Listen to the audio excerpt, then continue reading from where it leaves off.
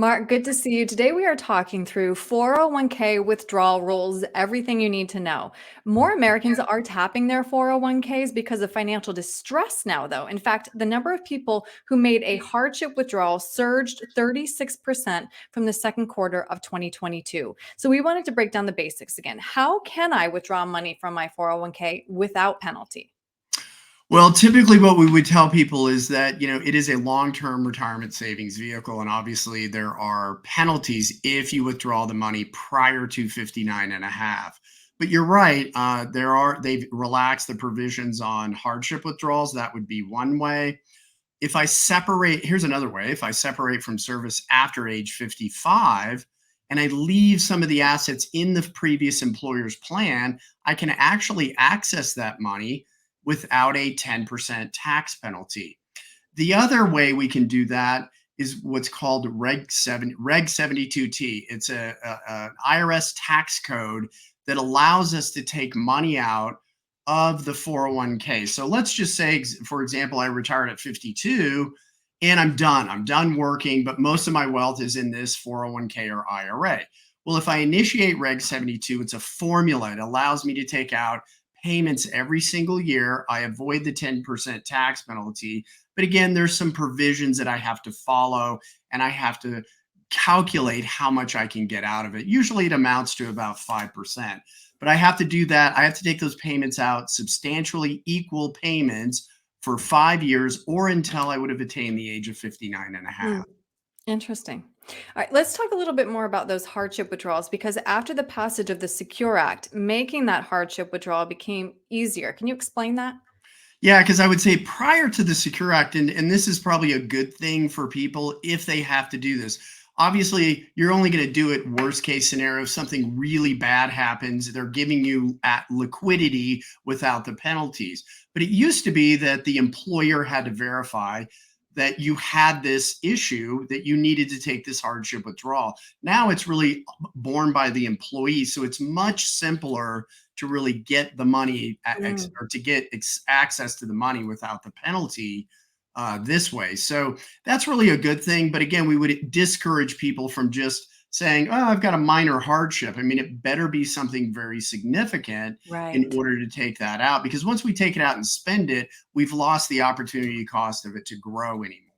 Right. And actually, that was my next question because you don't have to repay those hardship withdrawals, but you will have to pay income taxes. And again, as you just mentioned, there is an opportunity cost there as well. Yeah, correct. So this could I mean, depending on how much we take out, it could dramatically impact our retirement. In fact, we may have to defer retirement, work longer, or, in some cases, depending on what we took out, it may be an issue where we have to alter our expectations and live on less throughout our retirement.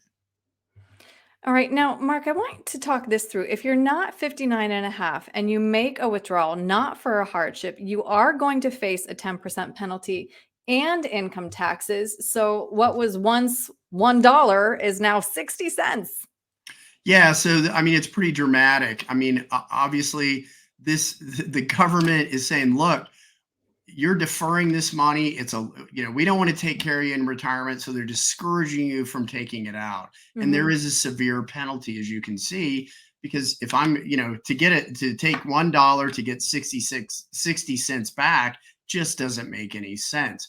But obviously, if we have a Roth IRA, here's the thing with Roth IRAs, though, is that, yeah, we would still have a penalty on the growth in the Roth IRA, but our contributions we could actually access prior to 59 and a half without a penalty. But again, I'm only encouraging people to only do that if really bad things have happened in our life and we need access to that money. Now, the other thing is, and this is just a side note, with Reg 72T, for younger people, this allows a lot of younger people to do Roth conversions by paying the taxes out of the investments. Because a lot of people go, well, I'm going to have to wait till I'm 59 and a half. And that's in 7 or 8 or 10 years or however long it is. Well, Reg 72T can allow us to do Roth conversions, pay the taxes out of the investment if we don't have it on the sidelines, and then really, really create that tax roadmap. Because at the end of the day, beyond accessing the money, we want to get it in the buckets tax free for the most part, tax Right. free buckets, where it's going to be more beneficial to us, because it's in retirement or hardship withdrawal, whatever you want to, whatever you're accessing the money, it's all about net spendable cash flow, paying the least amount of taxes possible. Yeah, Right. and most people want to pay their fair share of taxes, I think. But no more. Yeah. Yeah, but no more, and Right. that's the point. So it's really being educated in these tax laws, Hmm. because it Hmm. can be a minefield, trying to figure these things out. Yeah. And I know this is something you specialize in, these tax strategies. So, Mark, if somebody has questions about any of those strategies, what's the best way to reach you? Yeah, the best way to reach us is call us 303-681-0113. Or you can actually, and if you want, you can reach out, call with somebody on my staff. We can set up an appointment. And really, what we do is we can sit down and really understand where you're at, create a tax roadmap. There's a number of different things, or just address some of the simple questions you have.